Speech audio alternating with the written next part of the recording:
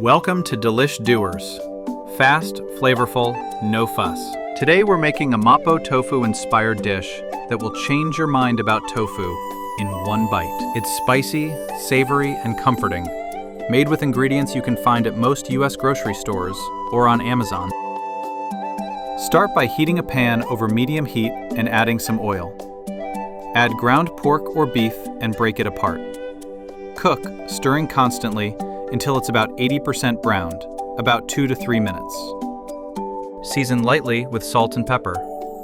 Add the minced garlic and stir for about 30 seconds, just until fragrant. Continue cooking for 2 to 3 minutes, until the moisture evaporates and the pork is lightly browned. Now add doubanjiang, the fermented chili bean paste. Give it a really good stir so every bit of meat is coated. Let it cook for about 2 minutes until the oil turns red. That red color means flavor. Sprinkle in chili flakes. You should smell that bold, spicy aroma right away.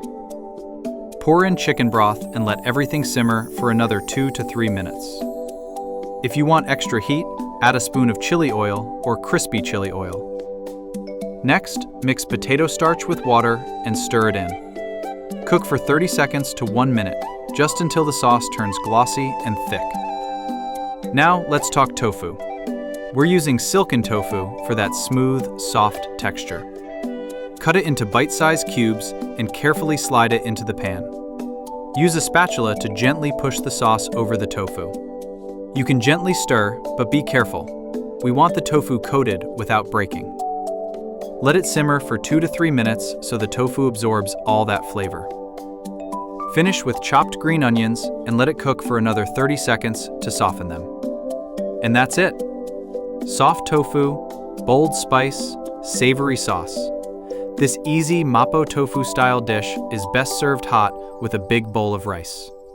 It's so flavorful and satisfying, you'll find yourself finishing way more rice than you expected.